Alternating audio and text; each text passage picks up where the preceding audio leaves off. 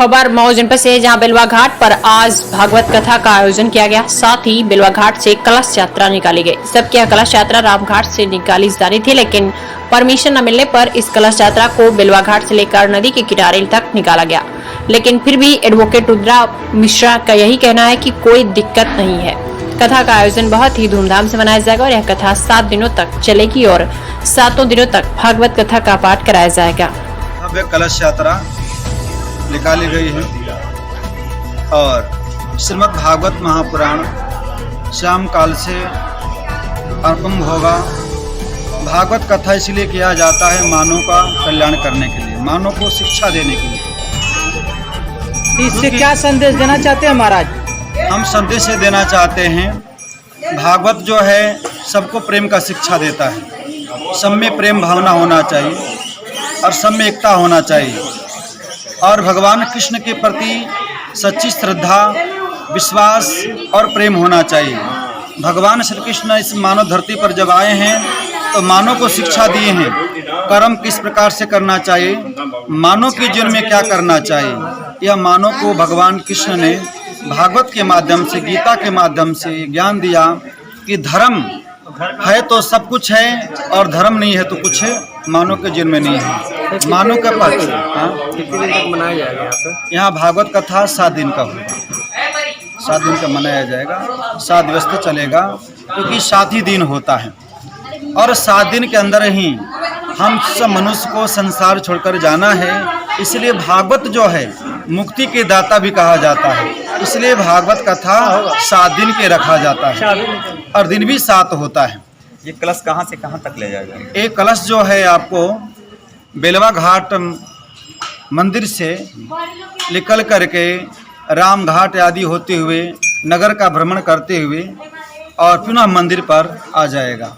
हाँ, तो यहाँ का भंडारा का भी आयोजन किया जा रहा है जी।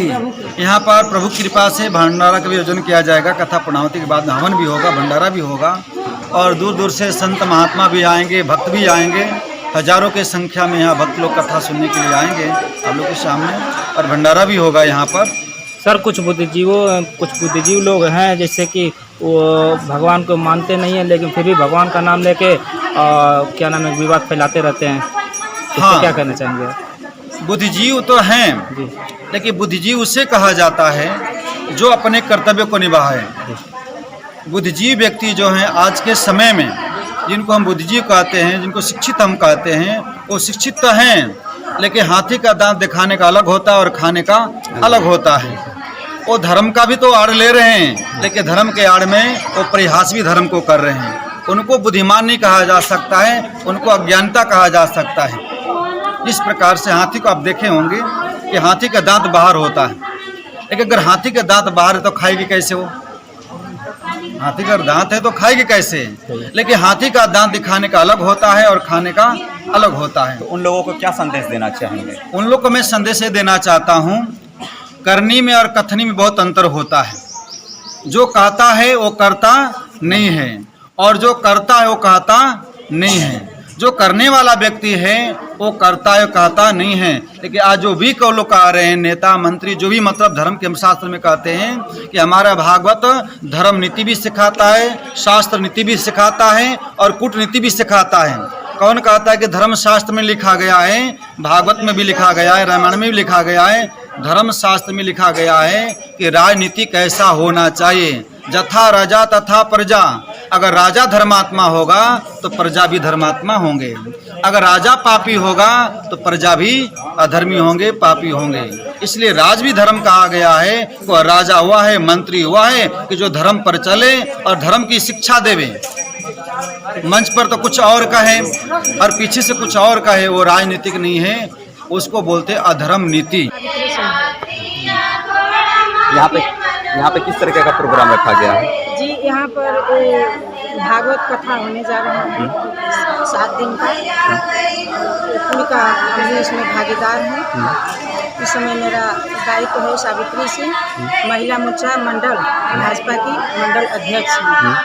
और इस धार्मिक कार्य में हम सहयोग करते हैं। तो सहयोग है, महाराज जी हमारे बड़ी प्रेम से आए हुए हैं और उन लोगों का सेवा हम अपनी तरफ से जो है हो सके जितना हो सके हम अपना सेवा के भाव में लगे हुए हैं। और सेवा और सहयोग और पूरी सुरक्षा के लिए भी हम जिम्मेदारी लिए हैं कि यहाँ पर कोई उत्पत्ति न हो।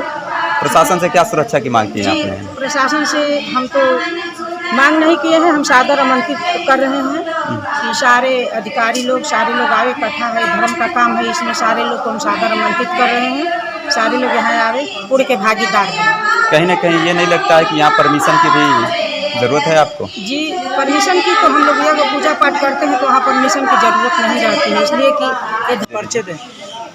मैं रुद्रा मिश्रा डोमनपुरा से।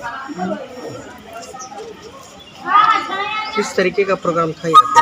भागवत प्रोग्राम है, भागवत कथा का आयोजन हो रहा है जिसमें आज यहाँ बेलवा घाट से कलश यात्रा है। जितनी दूर जा सकें आजकल के माहौल में देखते हुए जुलूस पे मतलब रोक है सर, परमिशन नहीं मिला है कि राम घाट से आयोजित था, मतलब अपना प्रोग्राम था लेकिन उसके लिए परमिशन नहीं मिला है। तो चूँकि कथा मतलब प्रभु कृपा से आयोजित हो रहा है तो उसको तो उसके लिए नहीं रोक सकते ना। तो इसके नदी है संयोजक, जो हाँ, जी इसके हाँ। संयोजक आप हैं? जी हाँ। जी, तो ये प्रोग्राम कब से कब तक चलेगा? आज 25/4 से लेकर 1 तारीख तक, 1 तारीख तक। 1 मई तक कथा होगी, 2 मई को पूर्णाहुति होगी। कलश का प्रोग्राम भी आप लोग ने किया है। कलश कहाँ से कहाँ तक जाएगा? यहीं बेलवा घाट से यहीं आसपास थोड़ी दूर तक जाएगी। जी, जहाँ तक मतलब जाने दे सकते हैं, थोड़ी जी। दूर आसपास। परमिशन का मतलब? जी, परमिशन नहीं मिला है तो अपने ही क्षेत्र में हम जी, दूर तक का चूँकि प्रशासन है जो खिलाफ तो नहीं जा सकते हैं। धार्मिक है तो उसको आप जी। अपने स्तर से निभाएंगे भी आप? हमें कोई विवाद करना नहीं है, हमें जी। बस आस्था है प्रभु में, जी। इच्छा है, भगवत कृपा है, हो रहा है। हमारी कोई हैसियत नहीं है, उनकी है, वही कर रहे करा रहे। लोगों को क्या संदेश देना चाहेंगे आप? लोग खुद ही बुद्धिमान है, जिसको भगवान जी प्रेरणा दे, अगर धर्म मतलब जो भी है अपना निर्वाह करे, मानव जीवन का, सनातन जीवन का जो सभी लोग जानते हैं उसी धर्म से सबकी उत्पत्ति है, सब मूल धर्म तो वही है। तो अगर जुड़ सके अपने धर्म के लोग ही, अगर किसी परिवर्तन आ सके तो भी ठीक है, नहीं आए तो भी ठीक है।